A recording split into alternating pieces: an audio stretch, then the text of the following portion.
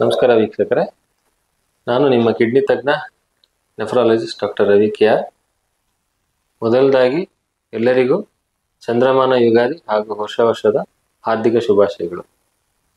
ಇವತ್ತಿನ ಒಂದು kidney care by doctor Ravi K R ಅನ್ನೋ ಯೂಟ್ಯೂಬ್ ಚಾನಲಲ್ಲಿ ಹೊಸ ವಿಷಯದ ಬಗ್ಗೆ ನಾವು ಇವತ್ತು ಮಾತಾಡೋಣಂತೆ. ಇವತ್ತಿನ ವಿಷಯ ಏನು ಅಂತಂದರೆ, ಒಬೆಸಿಟಿ ಹಾಗೂ ಕಿಡ್ನಿ ತೊಂದರೆ, ಇದರ ಒಂದು ವಿಷಯ ಬಗ್ಗೆ ನಾವು ಡಿಸ್ಕಸ್ ಮಾಡೋಣ. ಹೇಗೆ ಒಬೆಸಿಟಿ ಕಿಡ್ನಿ ತೊಂದರೆನ ಜಾಸ್ತಿ ಮಾಡುತ್ತೆ, ತೊಂದರೆ ಕೊಡುತ್ತೆ ಅನ್ನೋದು ನೋಡೋಣಂತೆ. ಬೊಜ್ಜುತನ ಅಥವಾ ಒಬೆಸಿಟಿ ಅಂತಂದ್ರೆ ಏನು ಅಂದರೆ, ನಮ್ಮ ದೇಹದ ತೂಕ ಹೆಚ್ಚಾದಾಗ ಅದು ನಮಗೆ ಹೇಗೆ ತೊಂದರೆ ಕೊಡುತ್ತೆ, ಇದಕ್ಕೆ ನಾವು ಬೊಜ್ಜುತನ ಅಥವಾ ಒಬೆಸಿಟಿ ಅಂತ ಕರಿತೀವಿ. ಸೊ ಒಬ್ಬ ಮನುಷ್ಯನ ತೂಕ ಎಷ್ಟಿರಬೇಕು ಅಂತ ನೋಡಿದ್ರೆ, ಅದು ಆತನ ಎಷ್ಟು ಎತ್ತರ ಇದ್ದಾರೆ, ಅವರ ಹೈಟ್ ಎಷ್ಟಿದೆ ಅನ್ನೋದ್ರ ಮೇಲೆ ಅದಕ್ಕೆ ನಾವು ನಿರ್ದಿಷ್ಟವಾಗುತ್ತೆ ಅವರ ವೆಯ್ಟ್, ತೂಕ. ಅದಕ್ಕೆ ನಾವು ಬಾಡಿ ಮಾಸ್ ಇಂಡೆಕ್ಸ್ ಅಂತ ಕರಿತೇವೆ. ಸೊ ನಿಮ್ಮ ತೂಕವನ್ನು, ನಿಮ್ಮ ಹೈಟ್ ಎಷ್ಟಿದೆ ಅದನ್ನು ನಾವು ಕ್ಯಾಲ್ಕುಲೇಟ್ ಮಾಡಿ ಬಾಡಿ ಮಾಸ್ ಇಂಡೆಕ್ಸ್ನ ನಾವು ಕಂಡುಹಿಡ್ತೇವೆ. ಸೊ ಈ ಬಾಡಿ ಮಾಸ್ ಇಂಡೆಕ್ಸ್ ಅಂತ ಏನಿರುತ್ತೆ, ಇದ್ರ ಪ್ರಕಾರ ನಿಮ್ಮ ಬಾಡಿಯ ತೂಕ ಕರೆಕ್ಟ್ ಆಗಿದೆಯಾ ಅಥವಾ ಜಾಸ್ತಿ ಆಗಿದೆಯಾ ಅನ್ನೋದ್ರ ಬಗ್ಗೆ ನಾವು ತಿಳ್ಕೊಳ್ತೇವೆ. ಸೊ ಬಾಡಿ ಮಾಸ್ ಇಂಡೆಕ್ಸ್ ಏನಿದೆ ಅದು ನಾರ್ಮಲ್ ಆಗಿ 18.5ರಿಂದ 25ವರೆಗೂ ಇರಬೇಕಾಗುತ್ತೆ. ಇದು ನಾರ್ಮಲ್ ಬಾಡಿ ಮಾಸ್ ಇಂಡೆಕ್ಸ್. 25ರಿಂದ 29.9, 30ಗಿಂತ ಸ್ವಲ್ಪ ಕಡಿಮೆ, ಇಲ್ಲಿವರೆಗೂ ನಾವು ಅದನ್ನ ಓವರ್ ವೆಯ್ಟ್ ಅಂತ ಕರಿತೇವೆ. ಅಂದ್ರೆ ನಿಮ್ಮ ತೂಕ ನಾರ್ಮಲ್ಗಿಂತ ಹೆಚ್ಚಿದೆ, ಓವರ್ ವೆಯ್ಟ್ ಇದೆ ಅಂತ ಕರಿತೇವೆ. ಒಂದು ವೇಳೆ ನಿಮ್ಮ body mass index weight by height in meter square ನಾವು ಕ್ಯಾಲ್ಕುಲೇಟ್ ಮಾಡಿದಾಗ 30ಗಿಂತ ಜಾಸ್ತಿ ಬಂತು ಅಂದ್ರೆ ನಾವು ಒಬೆಸಿಟಿ ಅಂತ ಕರಿತೇವೆ. ಸೊ ಹೀಗೆ ನಿಮ್ಮ ಬಾಡಿ ಮಾಸ್ ಇಂಡೆಕ್ಸ್ನ ನೀವು ತಿಳ್ಕೊಂಡ್ರೆ ನಿಮ್ಮ BMI ಎಷ್ಟಿದೆ ಅಂತ ತಿಳ್ಕೊಳ್ಬೋದು. ಸೊ 25ರಿಂದ 30 ಇದ್ರೆ ಅದಕ್ಕೆ ನಾವು ಓವರ್ ವೆಯ್ಟ್ ಅಂತ ಕರಿತೇವೆ. ಓವರ್ ವೆಯ್ಟ್ 30ಗಿಂತ ಜಾಸ್ತಿ ಇತ್ತು ಅಂತ ಕೇಳಿದ್ರೆ ಅದನ್ನ ಒಬೆಸಿಟಿ ಅಂತ ಕರಿತೇವೆ. ಸೊ ಈ ಬೊಜ್ಜುತನ ಅಥವಾ ಹೆಚ್ಚಿನ ತೂಕ ನಮಗೆ ಯಾವತ್ತೂ ತೊಂದರೆ ಕೊಡುತ್ತೆ. ಅದು ಹೇಗೆ ತೊಂದರೆ ಕೊಡುತ್ತೆ ಅಂತಂದ್ರೆ, ಈ ನಾವು ಆಹಾರ ಏನು ತಗೊಳ್ತೀವಿ ಅದು ನಮ್ಮ ದೇಹಕ್ಕೆ ಖರ್ಚಾಗಬೇಕು. ಇವತ್ತಿನ ನಾವು ಆಹಾರ ತಗೊಂಡ್ರೆ ಅಷ್ಟು ಕ್ಯಾಲೋರೀಸ್ ನಾವು ಖರ್ಚು ಮಾಡಬೇಕು. ಯಾವಾಗ ನಾವು ಆಹಾರ ತಗೊಳ್ಳೋದು ನಾವು ಖರ್ಚು ಮಾಡೋ ಒಂದು ಕ್ಯಾಲೋರಿಗಿಂತ ಕಡಿಮೆ ಆಗ್ತಾ ಬರುತ್ತೆ, ಅದು ನಮ್ಮ ದೇಹದಲ್ಲಿ ಎಕ್ಸ್ಟ್ರಾ ಫ್ಯಾಟ್ ಟಿಶ್ಯೂ ಥರ ಕನ್ವರ್ಟ್ ಆಗುತ್ತೆ. ಬಾಡಿನಲ್ಲಿ ಎಕ್ಸ್ಟ್ರಾ ಕಾರ್ಬೋಹೈಡ್ರೇಟ್ ಫ್ಯಾಟ್ ಆಗಿ ಕನ್ವರ್ಟ್ ಆಗುತ್ತೆ. ಅದು ನಮ್ಮ ದೇಹದ ಬೇರೆ ಬೇರೆ ಆರ್ಗನ್ಸ್ ಅಲ್ಲಿ ಡೆಪಾಸಿಟ್ ಆಗುತ್ತೆ. ಅಬ್ಡಮಿನಲ್ ವಿಸರಲ್ ಫ್ಯಾಟ್ ಇರ್ಬೋದು, ಸಬ್ಕ್ಯೂಟೇನಿಯಸ್ ಟಿಶ್ಯೂಸ್ ಇರ್ಬೋದು, ಹಾಗೆ ಬೇರೆ ಅಂಗಗಳು ವಿಸರಲ್ ಫ್ಯಾಟ್ ಇರ್ಬೋದು, ಎಲ್ಲಾ ಕಡೆನೂ ಹೆಚ್ಚಿನ ಈ ಕೊಬ್ಬಿನಾಂಶ ಡೆಪಾಸಿಟ್ ಆಗ್ತಾ ಹೋಗುತ್ತೆ.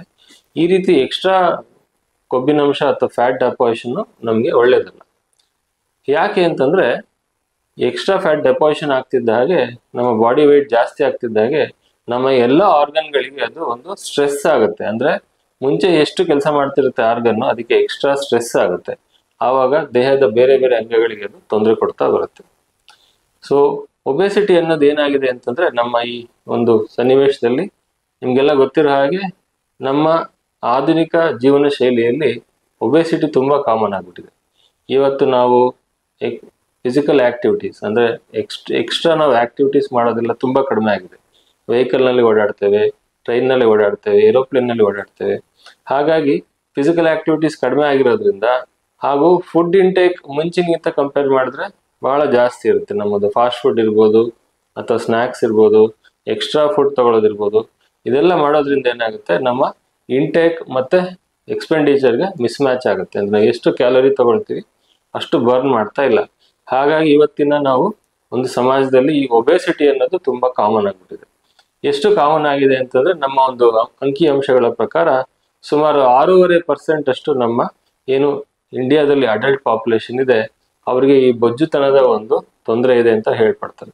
ಅಂದ್ರೆ ಬಹಳಷ್ಟು ಈ ಒಂದು ಭೀಕರವಾದ ಒಂದು ಸಂಖ್ಯೆ ನಾವು ನೋಡ್ತಾ ಇದ್ರೆ ನಮ್ಮ ಪಾಪ್ಯುಲೇಷನ್ ಅಲ್ಲಿ ಬೊಜ್ಜುತನ ಸಾಕಷ್ಟು ಜನಕ್ಕೆ ಅದು ತೊಂದರೆ ಕೊಡ್ತಾ ಇದೆ.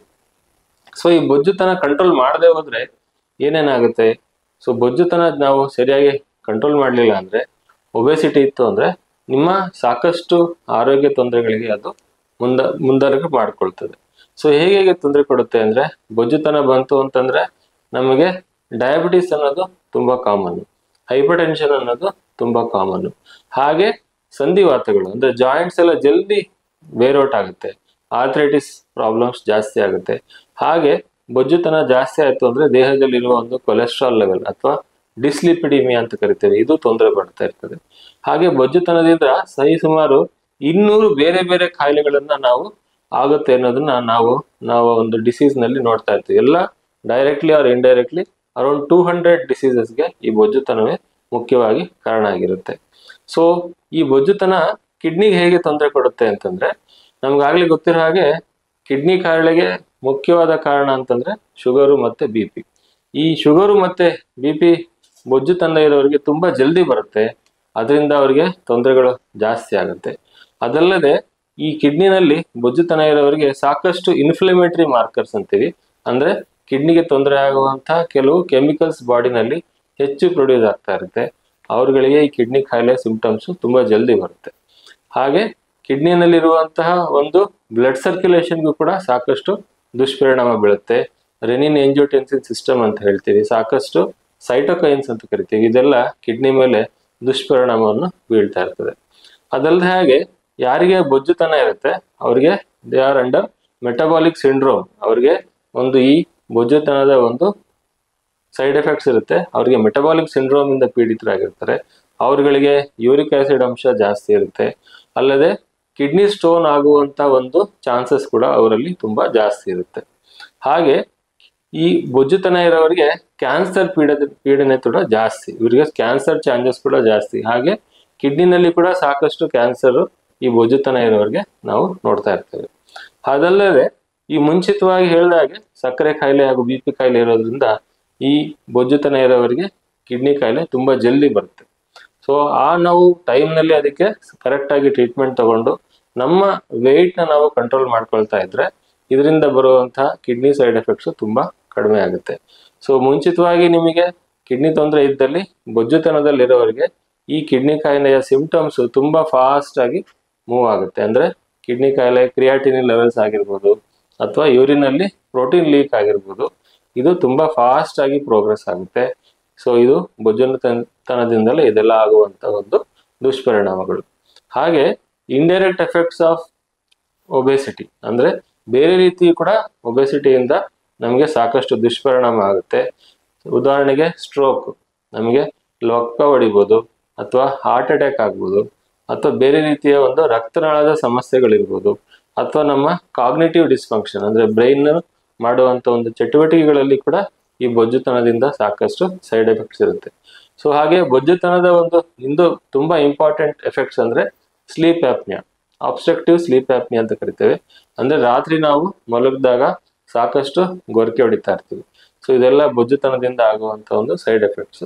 ಯಾರಿಗೆ ಸ್ಲೀಪ್ ಆಪ್ನಿಯಾ ಪ್ರಾಬ್ಲಮ್ ಜಾಸ್ತಿ ಇರುತ್ತೆ ಅವರಿಗೆ ಹಾರ್ಟ್ ಅಟ್ಯಾಕ್ ಆಗೋ ಚಾನ್ಸಸ್, ಅದರಿಂದ ಮತ್ತೆ ಕಿಡ್ನಿ ಮೇಲೆ ದುಷ್ಪರಿಣಾಮ ಆಗೋ ಚಾನ್ಸಸ್ ತುಂಬಾ ಜಾಸ್ತಿ ಇರುತ್ತೆ. ಸೊ ಹೀಗೆ ಬೊಜ್ಜುತನ ಅನ್ನೋದು ಇವತ್ತಿನ ಒಂದು ಆಧುನಿಕ ಜೀವನ ಶೈಲಿಯಲ್ಲಿ ಪ್ರತಿಯೊಬ್ಬರು ದಿನ ಒಂದು ನಮ್ಮ ಚಟುವಟಿಕೆಗಳಲ್ಲಿ ನಮ್ಮ ಫ್ರೆಂಡ್ಸ್ ಇರ್ಬೋದು, ನಮ್ಮ ಆತ್ಮೀಯರು ಇರ್ಬೋದು, ಬಹಳಷ್ಟು ಜನ ಈ ಬೊಜ್ಜುತನದಿಂದ ಫೇಸ್ ಮಾಡ್ತಿರೋದನ್ನು ನಾವು ನೋಡ್ತೇವೆ. ಹಾಗಾಗಿ ಬೊಜ್ಜುತನ ಇವತ್ತಿನ ಒಂದು ಆಧುನಿಕ ಜೀವನ ಶೈಲಿಯ ಒಂದು ಮಹಾ ಪಿಡುಗಾಗಿ ನಮಗೆ ನಮ್ಮ ಮುಂದೆ ಉದ್ಭವಿಸ್ತಾ ಇದೆ. ಇದನ್ನು ನಾವು ಬಹಳ ಒಂದು ಕೂಲಂಕಷವಾಗಿ ಇದ್ರ ಬಗ್ಗೆ ತಿಳ್ಕೊಂಡು ನಮ್ಮ ಜೀವನ ಶೈಲಿಯನ್ನ ನಾವು ಹೇಗೆ ಕಾಪಾಡ್ಕೋಬೇಕು, ಹೇಗೆ ಬದಲಾವಣೆಗಳನ್ನು ತರಬೇಕು, ನಮ್ಮ ಆಹಾರ ಶೈಲಿನಲ್ಲಿ ಹೇಗೆ ನಾವು ಬದಲಾವಣೆ ತರ್ಕೋಬೇಕು ಅನ್ನೋದನ್ನ ನಾವು ಇನ್ನೂ ಅದಕ್ಕೆ ಚರ್ಚೆ ಮಾಡಬೇಕಾಗಿದೆ, ತಿಳ್ಕೊಳ್ಬೇಕಾಗಿದೆ.